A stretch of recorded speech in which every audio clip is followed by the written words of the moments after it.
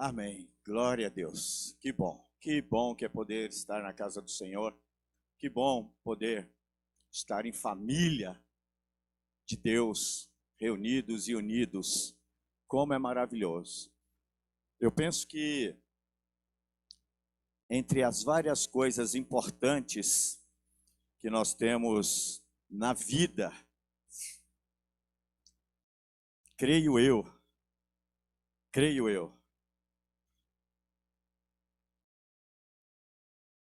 lógico, Deus sempre como prioridade o mais importante, mas creio eu, vir numa sequência de importância, talvez não colocando assim em primeiro, segundo ou terceiro lugar, mas juntos,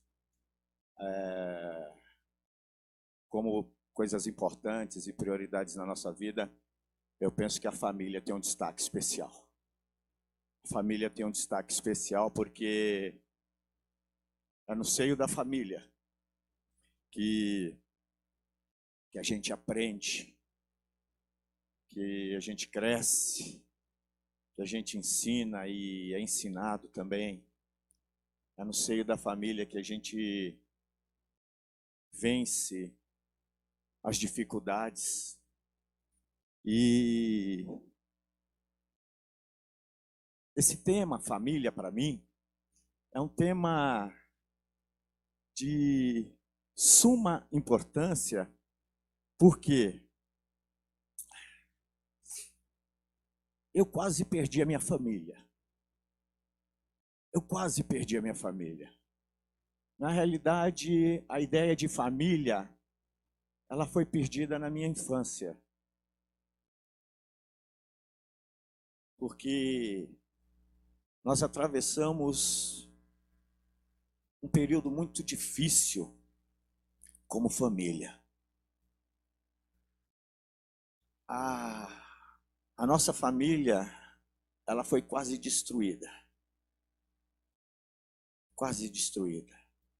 Hoje, eu olho para trás e vejo o que Deus fez, porque é por Deus. Ele restituiu a minha família. Eu sou um pastor meio atípico, né? Todos vocês sabem disso. Eu poderia ficar só no esquema bíblico, teológico. Alguns até nos ensinam a não compartilhar certas coisas. Mas eu já tenho essa fama e ela me persegue. Eu abro o coração, eu choro quando precisa chorar, eu me alegro. Muito obrigado, irmão e amigo Alexandre. Então, por exemplo, fazem 50 dias que a minha irmã Jaqueline, por quem nós tantos oramos, está sem usar drogas. 50 dias! A gente ora pela Jaqueline, o filho dela está ouvindo a gente aqui pelo Facebook, ou talvez pelo YouTube, eu creio que pelo Facebook. Ele também traz marcas no coração dele de uma família destruída. 50 dias sem usar drogas é muita coisa. E eu tomei posse da bênção, porque o que nós temos orado pela Jaqueline? Nós oramos pela Jaqueline há, no mínimo, 27 anos. Porque há 27 anos eu me converti, eu conheci a Cristo. Minha família, muitos morreram vítimas do álcool. Meu pai morreu com 38 anos de idade, no auge da vida. 38 anos de idade. Eu tinha 10 anos. Eu não conheci muito bem o meu pai. Eu tenho poucas lembranças com ele. Boas. A maioria são lembranças tristes do que o álcool acarretava à sua vida. Eu perdi tios, perdi primos, mais ou menos também nessa faixa etária. De modo que a família toda foi atingida. Então, falar de família é um tema desafiador para mim. Porque minha mãe, ela criou eu e minhas duas irmãs trabalhando 12x36 em um hospital, dos maiores hospitais aqui de São Paulo, o Hospital São Paulo e a Escola Paulista de Medicina, onde ela ficou como atendente de enfermagem.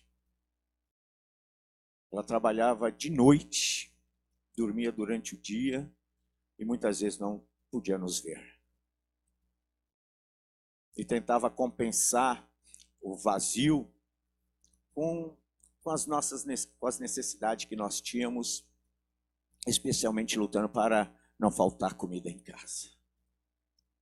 A velhinha sofreu demais. Ela completou esse ano 79 anos. Minha mãe é uma vitoriosa.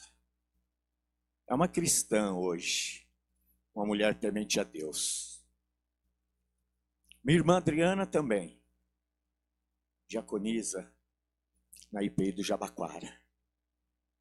E a Jaqueline, ela tem frequentado a igreja da Graça.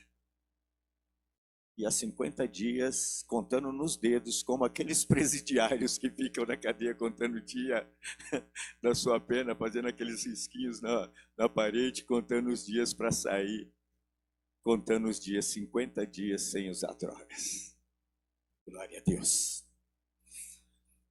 Nós temos uma história, e eu queria, antes de entrar dentro do texto bíblico, queria que você já começasse a refletir sobre família, e especialmente sobre sua família. Sua família. Em alguns momentos, eu não tinha percepção que eu tinha uma família. E para falar a verdade, não faz muito tempo, são 27 anos de caminhada cristã, e numa luta diária, por meio da oração, por meio do desejo colocado de joelhos diante de Deus, para que pudesse se tornar uma realidade, aquele texto em Josué que diz que eu e minha casa serviremos ao Senhor. E muitas vezes, não vendo isso, a dúvida tentava me alcançar, algumas palavras negativas dizendo que, por alguns, sem ter a visão de Deus, dizendo que era praticamente impossível, que não daria certo, tudo isso tentando me assaltar para fazer com que eu acreditasse que talvez não houvesse mais jeito. Mas Deus mostrou que tem jeito. Então eu queria que você pensasse nisso. E eu comecei algum tempo atrás a dizer: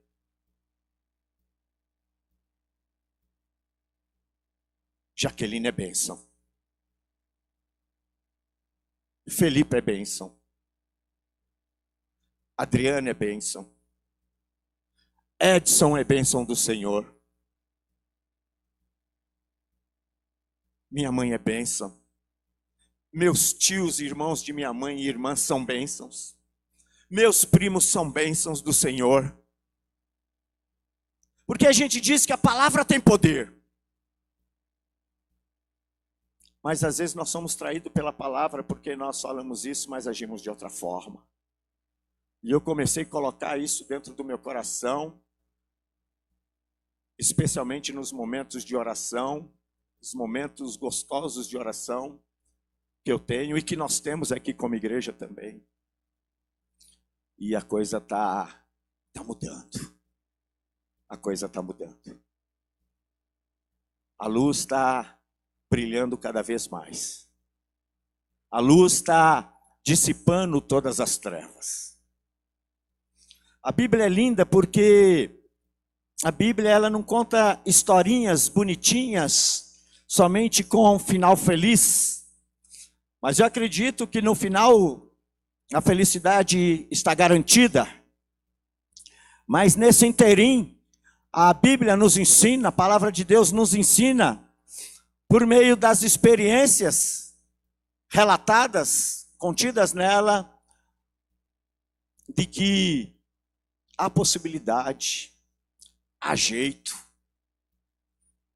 há cura, há salvação, há restauração, há transformação de vida. Abra sua Bíblia em Gênesis 37. Enquanto isso, eu vou abrir essa água tão apetitosa que aqui está.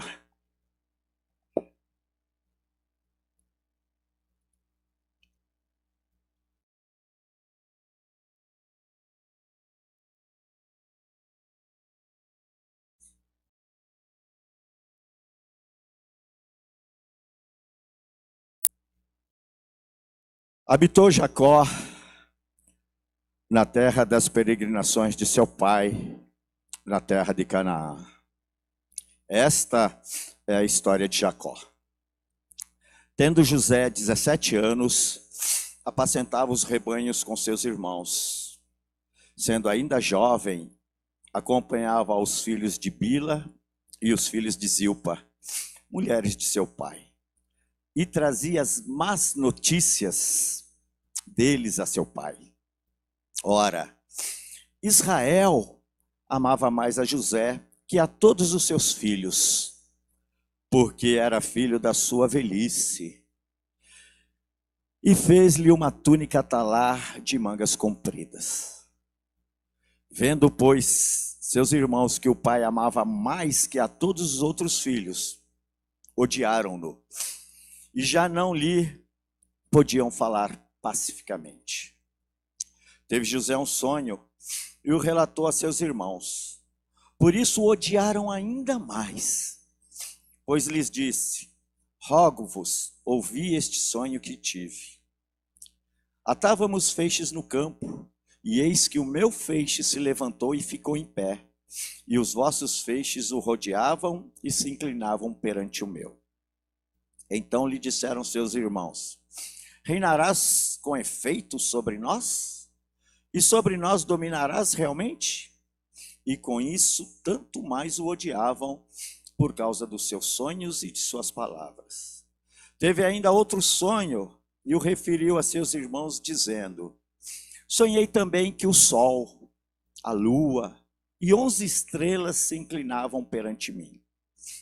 Contando a seu pai e a seus irmãos, repreendeu o pai e lhe disse: que sonho é esse que tiveste? Acaso viremos eu e tua mãe e teus irmãos a inclinar-nos perante a ti em terra? Seus irmãos lhe tinham ciúmes. O pai, no entanto, considerava o caso consigo mesmo. E como foram os irmãos apacentar o rebanho do pai em Siquém, perguntou Israel a José: não apacentam teus irmãos o rebanho em Siquém? Vem, enviar-te-ei a eles. Respondeu-lhes José: eis-me aqui. Disse-lhe Israel: vai agora e vê se vão bem teus irmãos e o teu rebanho, e traze-me notícias. Desculpem. E trazem-me notícias. Assim o enviou do vale de Hebrom, e ele foi a Siquém. E um homem encontrou a José, que andava errante pelo campo, e lhe perguntou: o que procuras?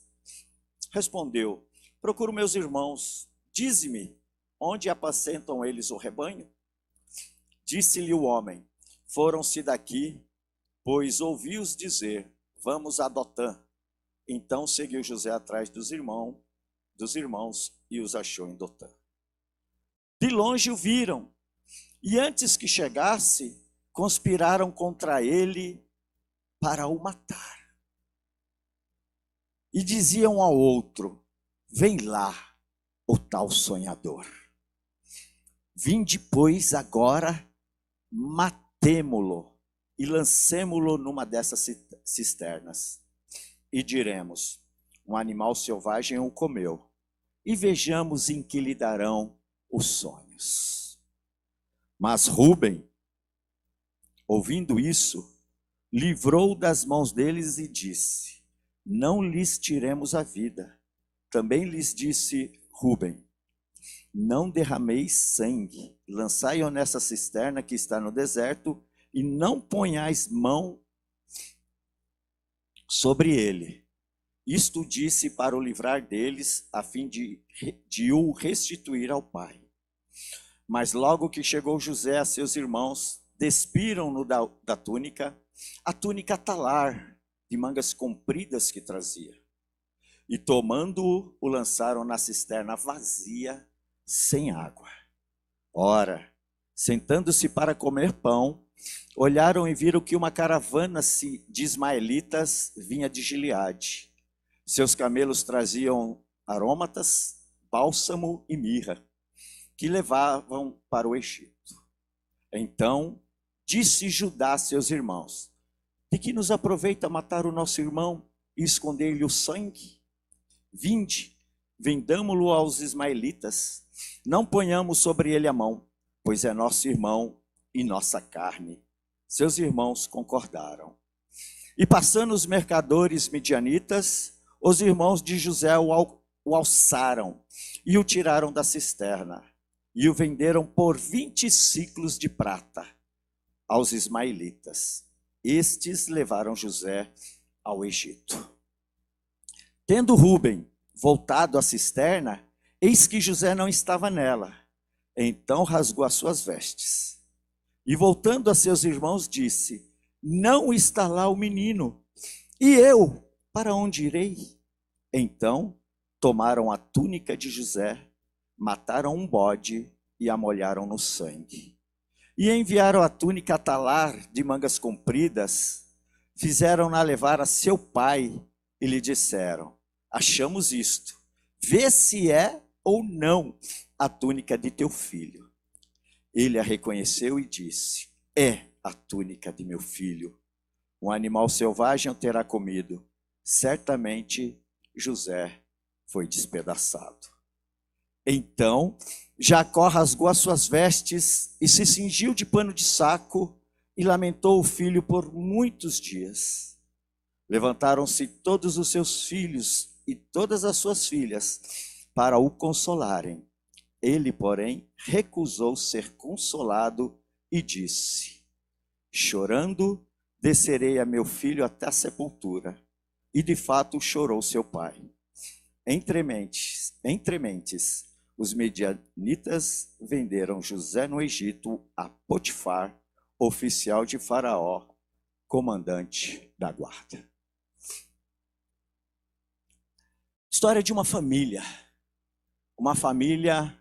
em frangalhos, uma família totalmente destituída daquilo que se espera de uma família. União, amor, compreensão, passando pelas dificuldades juntos, fortalecendo um ao outro. Essa família era uma família que não vivia essas marcas. Aliás, para se falar de José, a gente tem que voltar um pouco antes, porque José está inserido dentro de um contexto que já vinha sendo repetido às gerações passadas. Desde o patriarca Abraão. Abraão, ele é conhecido como pai da fé, um homem amigo de Deus, e é verdade, porque a Bíblia assim o diz, e nós cremos, a Bíblia está certa. No entanto, Abraão, ele deu várias mancadas. Abraão, numa palavra mais jovial aqui, podemos dizer, pisou na bola. Várias vezes com Deus. No entanto, a misericórdia e a graça de Deus sempre esteve sobre sua vida. Ele mentiu várias vezes. E esse processo de mentira acompanhou a sua família, acompanhou os seus filhos. E nós vamos perceber como vamos poder dizer isso? Estava conversando com o pastor Rodrigo que nós não cremos em maldição hereditária, como algumas igrejas pregam por aí, mas nós cremos que aquilo que é vivenciado dentro de uma família, ele vai se repetindo em outras gerações. Uma marca muito forte dentro da minha família, podemos dizer, isso é um particular, tá? A gente vai analisando. Era o que eu relatei no começo para vocês. Havia muito envolvimento com álcool e havia muita separação. Muita separação. Infelizmente. Tanto é que quando eu vou casar, eu não pensava em casar, eu pensava em ser missionário lá em Dourados, na missão Caiuá. Fui visitar a missão 2 vezes. Mas depois Deus colocou, graças aos meus olhos, pela Marliane, né? Que vocês bem conhecem. Aí Deus mudou os planos. Mas é interessante que isso falou muito ao nosso coração, tá? E não existe nada de superstição aqui, pelo amor de Deus. Lancem isso fora. Mas a minha mãe se chama Marli. E o meu pai se chama Geraldo. E eu vou casar-me com Marli. Geraldo vai casar-se com Marli. E eu falei para Deus, na intimidade, no particular, eu não quero me casar, eu não quero constituir uma família para separar-me. Eu quero constituir uma família para seguir até o final. Se for para acontecer isso, Senhor, tira isso da minha vida. Família é uma coisa séria. É um projeto de Deus. Eu sei que existe várias coisas dentro desse bojo, vamos dizer assim, de pessoas que se separaram, de pessoas que não deram certo, de famílias. Existe uma luta espiritual contra a família. Existe uma luta carnal, mundana, contra a família. Nós vivemos no tempo do relativismo, tudo é relativo. Nós vivemos no mundo do que, se der certo, a gente continua, se não der, a gente separa. Nós vivemos num mundo moderno. Estamos esquecendo dos valores de Deus, daquilo que Deus colocou como sua palavra, como projeto família. Isso é uma coisa séria. E eu tremo e temo diante disso. Eu vou cuidar da minha neguinha até o fim. Aliás, orem por ela, ela está em casa, não está legal. Aumentou as doses do medicamento dela. Ela está grogue. Mas eu vou cuidar da minha neguinha até o fim. Eu tenho um compromisso com ela, feito no altar do Senhor. E eu não quero repetir os erros que foram cometidos na minha família. Até porque minha família não tinha nenhuma relação com Deus. Católico nominal, católico de missa de 1 mês, de 7 dias, de 1 vez por ano talvez. Hoje, eu estou conhecendo um pouco mais a Deus e sei do peso que é. O fato é que a família de José, dentro desse texto que nós lemos, os patriarcas, Abraão foi um mentiroso, muitas vezes mentiu. Não havia necessidade de Abraão mentir. Ele mentiu, é uma outra questão. Isaac vai cometer o mesmo erro. E ainda, ele vai demonstrar que ele tinha uma preferência por Esaú, mais do que Jacó. Rebeca vai ter uma afinidade maior que Jacó. Um erro dentro da família também. Então ali está todo um calabouço de sentimento, de coisas erradas. Jacó, por sua vez, quando foge, quando vai lá trabalhar para Labão, quando ele vai trabalhar, trabalhou 20 anos para ter uma esposa. Ele queria a Raquel, que era mais bonita, era mais formosa, no fim ficou com Lia. Ele era enganador, Jacó é enganador, ele enganava demais, mas foi enganado por Labão, sentiu na pele também, e fica claro, porque ele ama mais a Raquel do que a Lia. E ele demonstra claramente, o texto falou claramente, está explícito aí no texto, que ele tinha uma preferência por José.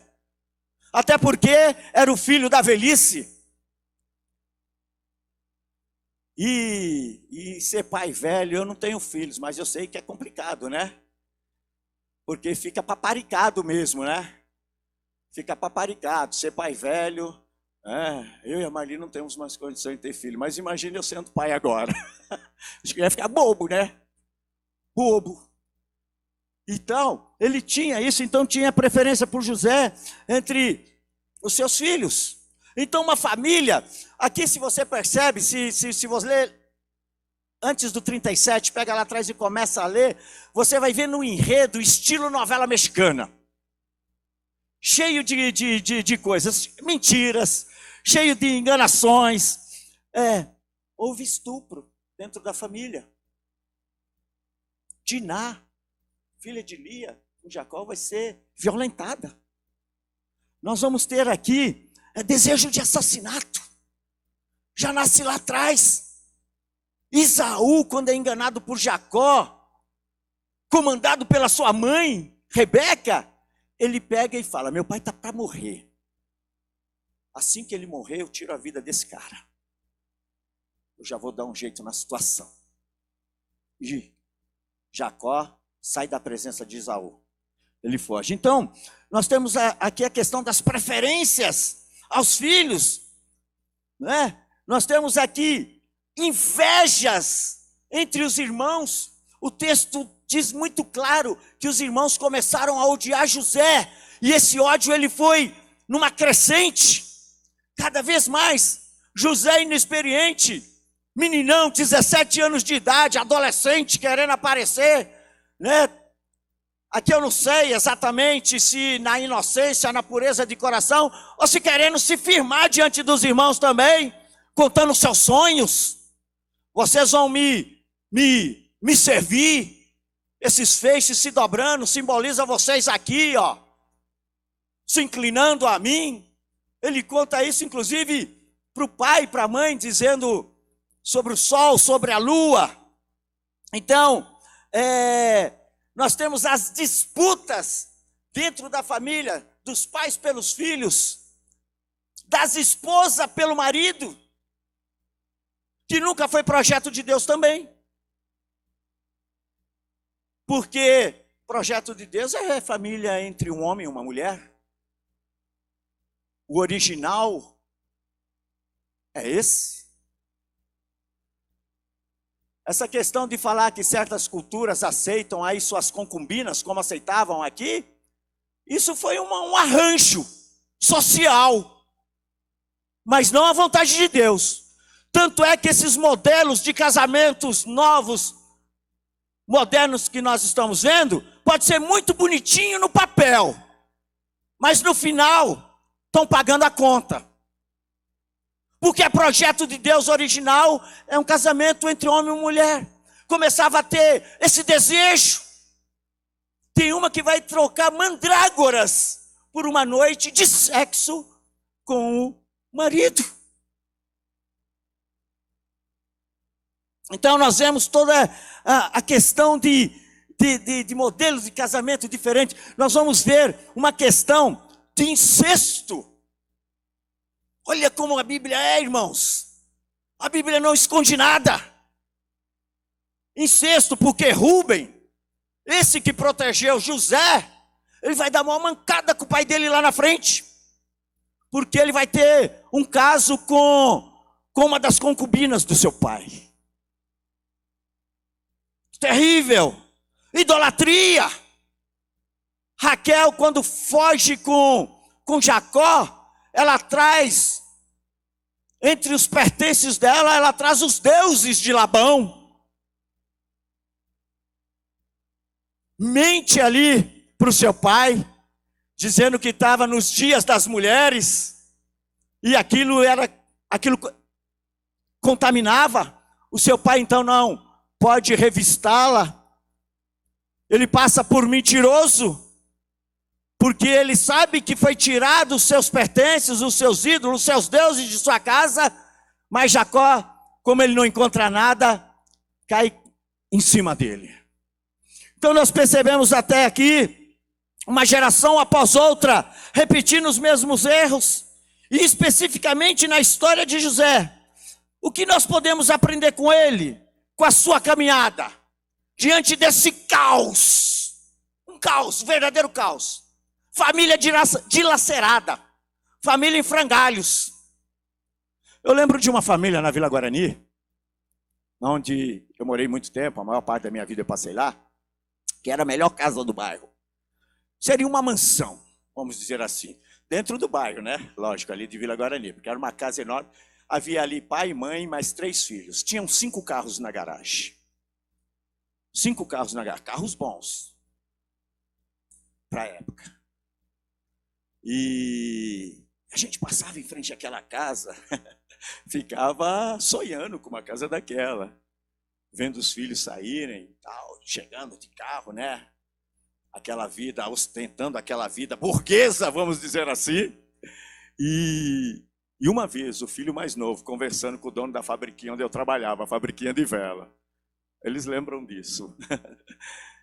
Ele falou que a casa dele estava do jeito que o diabo gosta. O que os irmãos imaginam que ele quis dizer com isso? Que a casa dele estava de perna pro ar. Ninguém se entendia. Então quem via de fora, aparentemente, uma bela casa, uma família bonita, mas lá dentro, uma família totalmente destruída, destroçada. Então, nós olhamos aqui e vamos primeiro aprender. Jacó, ele teve José. Ou melhor, né? Ou melhor dizer, quem teve foi Raquel. Ele foi o pai, né? Ele foi o pai. Ele já era velho, como eu falei aqui. Então ele vai cometer um erro, porque ele vai dar preferência para esse filho. Ele vai paparicar muito esse filho. Esse filho, ele passa a ser um informante de Jacó. No linguajar mais popular, permitem, né, estar aqui no púlpito. A gente trabalha com jovem, eu já sou um cara velho, mas infelizmente a gente não perde essa mania. Mas a gente comunica, o importante é comunicar. Ele era um informante, ele era um cagueta. Ele caguetava os irmãos para o pai. Ele ficava trazendo más notícias do que os irmãos faziam. E o pai ficava sondando, o pai usava nesse sentido, né? E além de ser paparicado, com certeza ele gozava de mais liberdade. Com certeza Jacó era muito mais paciente com ele. E José, como uma espécie de informante, isso está em Gênesis 32, 2 na parte B, ele trazia más notícias dos seus irmãos a seu pai. A outra questão é que Jacó, ele deixava claro,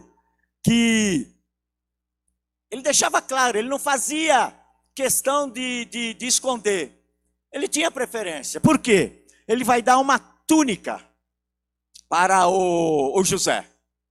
Uma túnica talar. Devia ser uma coisa chique, hein? Quem entende de moda aí? Os mais jovens entendem, a parte entende bastante. Seria hoje como mais ou menos, entre irmãos, um pai chegar, imagine você numa casa com seus irmãos e o seu pai te dá para o irmão mais novo, alguma coisa nesse sentido, um carro zero. Era uma túnica bacana, uma roupa legal, que causava inveja. E a gente está falando de uma época, hoje talvez isso na nossa cabeça não funciona tão bem assim, porque hoje está tão fácil, né? Temos roupas para todo lado, marcas para todo lado, carros de todo tipo, mas eu imagino que um camelo de primeira naquela época fazia um sucesso legal. Ter um camelo bacana, uma túnica legal, você está entendendo? Isso fazia diferença. Hoje nós temos isso daí, não nos damos nem conta. Mas a questão fazia uma diferença tremenda na vida dos irmãos e da família. E o resultado disso o que é? Discórdia, ciúme, inveja, competição, intrigas dentro da família. O verso 3 e 4 diz assim: ora, Israel amava mais a José que a todos os seus filhos, porque era filho da sua velhice, e fez-lhe uma túnica talar de mangas compridas.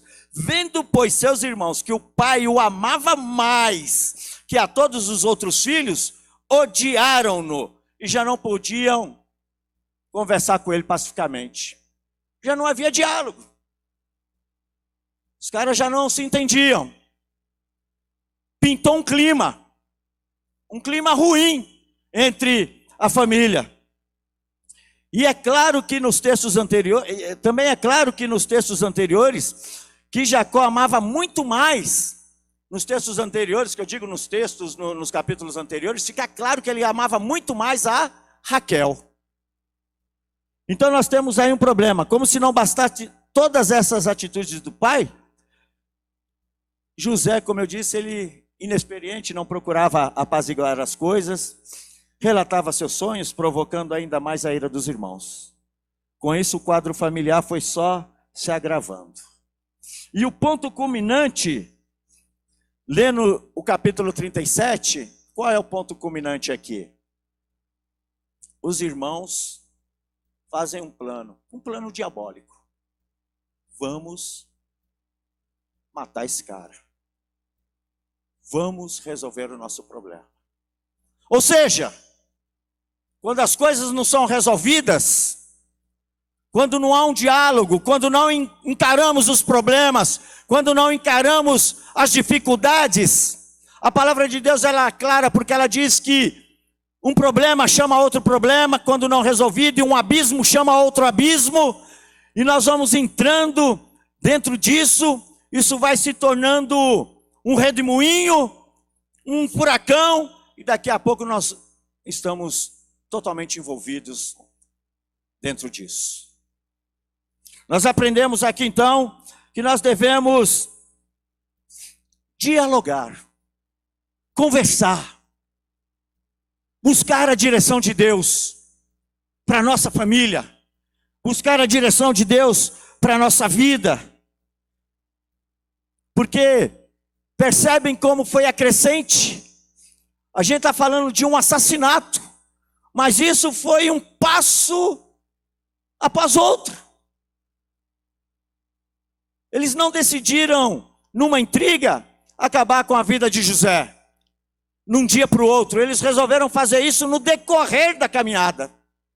Então nós aprendemos aqui que nós devemos procurar sanar o problema, procurando a vontade de Deus, procurando a direção de Deus, procurando conversar, pais conversando com seus filhos, irmãos conversando com os irmãos, resolvendo as questões debaixo da direção de Deus. O fundo do poço de José, ele vai se dar no verso 23 e verso 24. Por quê? Mas logo que chegou José a seus irmãos, despiram-no da túnica, a túnica talar de mangas compridas que trazia, e tomando lançaram na cisterna vazia sem água. Porque Rúben interviu e não permitiu que matassem o irmão. Então ele é jogado dentro dessa cisterna. O verso 28 declara que então eles decidem, não vamos matar, mas vamos vender. Vamos tirar esse cara da nossa vida. E no verso 28 diz que ele foi...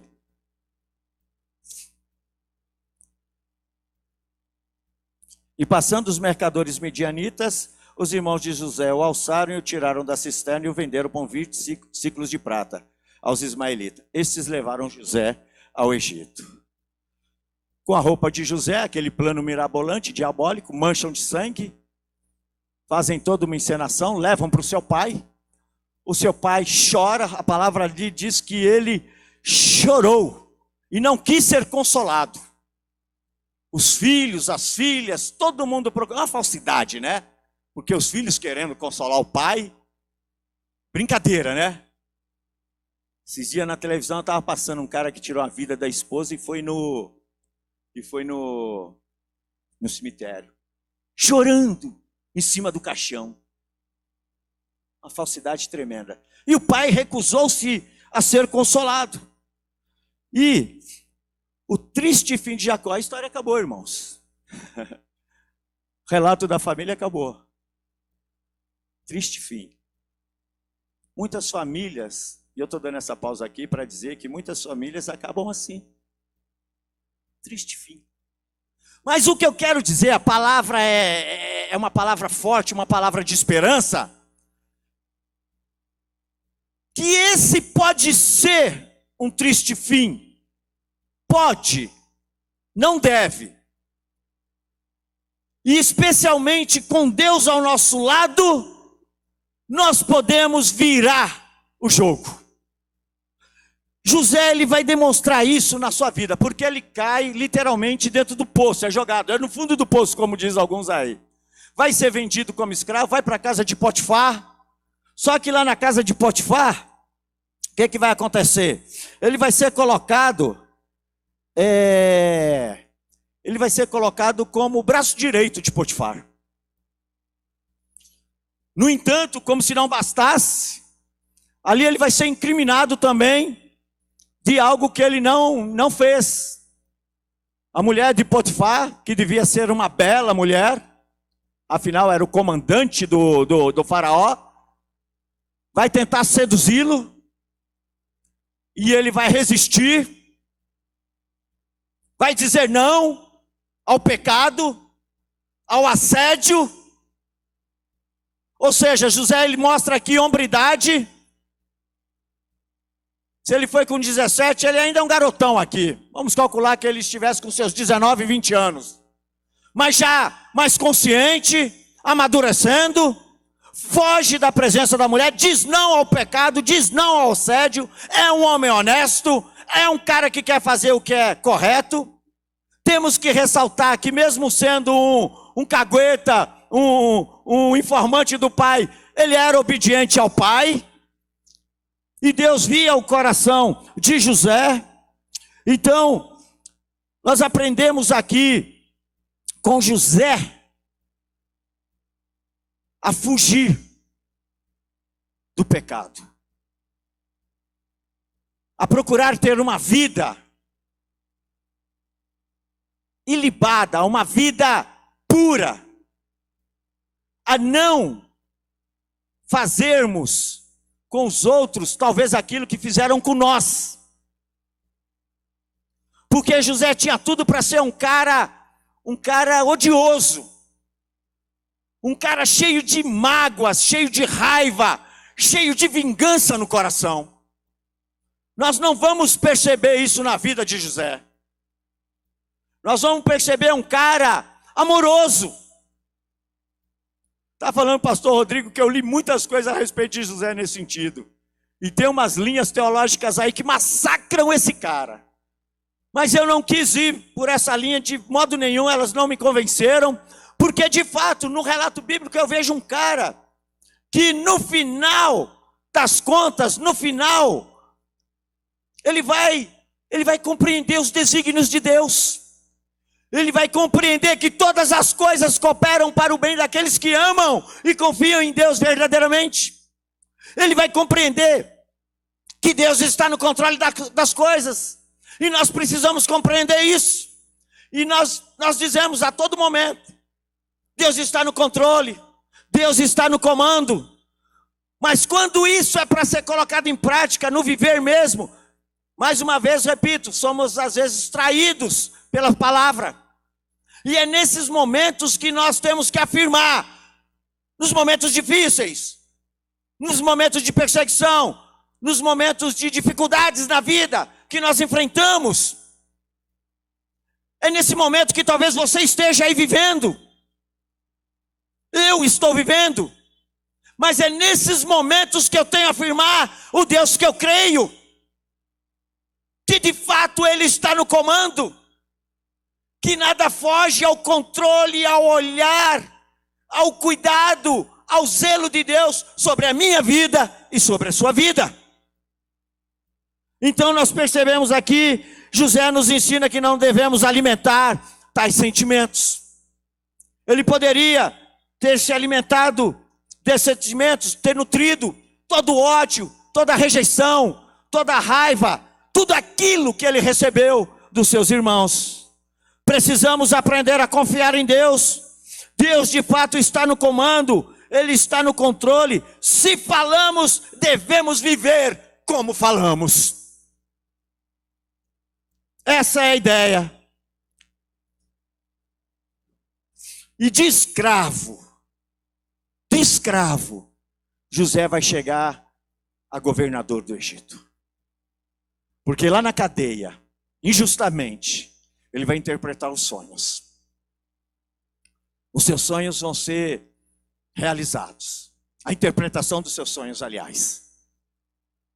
E quando o faraó tem os sonhos das 7 vacas gordas, das 7 vacas magras, das espigas gordas, das espigas mirradas, José vai interpretar. E faraó vai dizer, de fato, o Espírito de Deus está neste homem. Não existe homem mais sábio do que ele, porque o Espírito de Deus está sobre ele. E faraó o coloca como o segundo homem em todo o Egito. Apenas abaixo. Ele disse, você só não vai sentar no meu trono, mas daqui para lá você tem comando de tudo. O Egito é seu, eu te dou nas tuas mãos. Ou seja, Deus coloca ele no lugar de honra. Na casa de Potifar, braço direito. Na cadeia, tornou-se responsável por todos os presos. No palácio, governador de todo o Egito.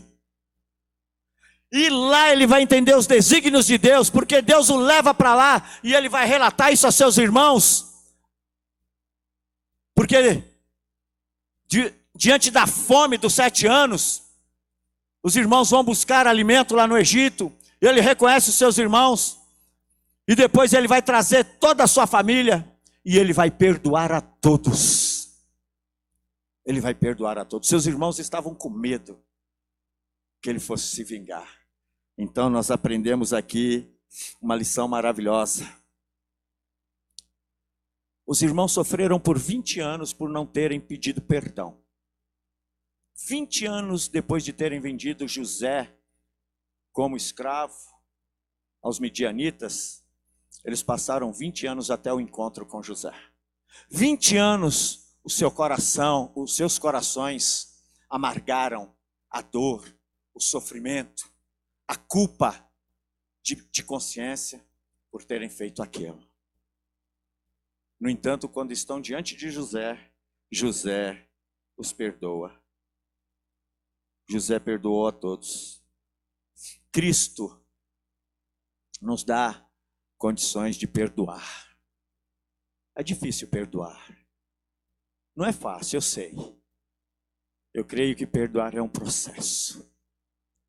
Mas quando a gente está inserido de Cristo e a gente tem a verdadeira consciência de que pecadores como eu e você não merecíamos o perdão de Deus, mas em Cristo Jesus, Ele nos perdoou. Grave isso. Só nos cabe perdoar também. Esse é um evangelho libertador.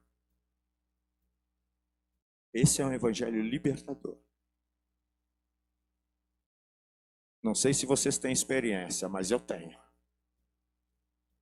Eu levei muita mágoa no coração, eu levei muito ódio no coração.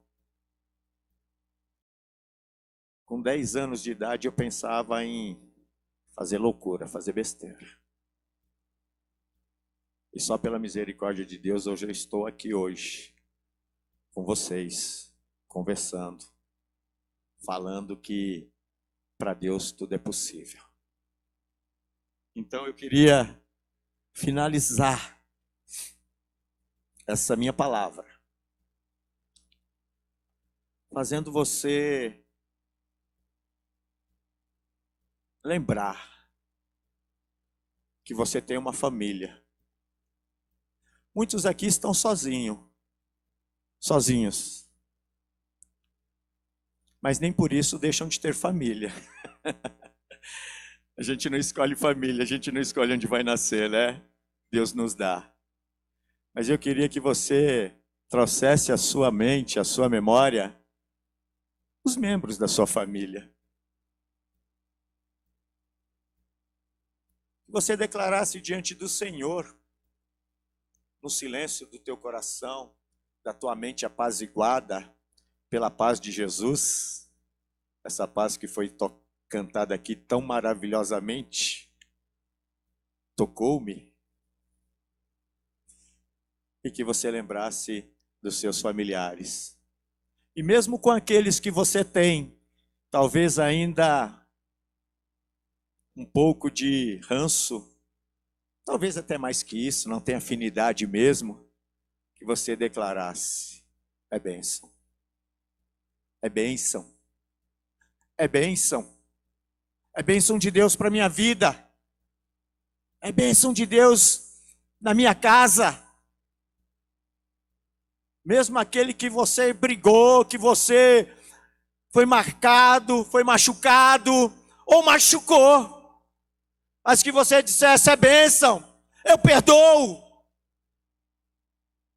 Que no mundo espiritual, o poder disso que eu estou falando, vai quebrar uma cadeia, pode ter certeza disso. Isso não é teologia mística, não é teologia de nada, é teologia bíblica. O perdão de Deus é um santo remédio, ele é curador. Ele lava a alma. Ele traz a gente para o lugar certo na presença do Senhor. Enquanto não houver isso, é religiosidade. Talvez até idolatria. Menos intimidade. Comunhão sincera. Desejo de viver Deus. Desejo de servir Deus. Desejo de louvar e adorar Deus. Na beleza da sua santidade.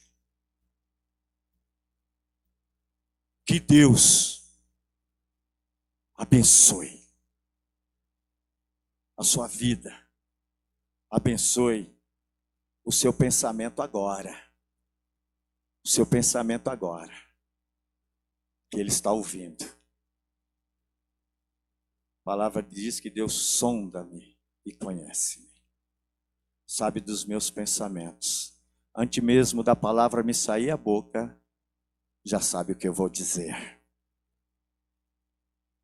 Que os seus pensamentos estejam chegando diante de Deus, do seu trono de graça, e estejam sendo agradáveis a Ele. E lute pela sua família. Ore pela sua família. Não desista do seu filho. Não desista do seu marido. Não desista do seu esposo, da sua esposa, dos seus filhos, dos seus pais. Não desistam. Orem. Lutem em oração com Deus. E digam diariamente: eu e minha casa serviremos ao Senhor. Digam isso com fé, com convicção, com verdade. E deixem ser usados por Deus. Nossa família é bênção de Deus. Que Deus assim nos abençoe, em nome de Jesus. Amém.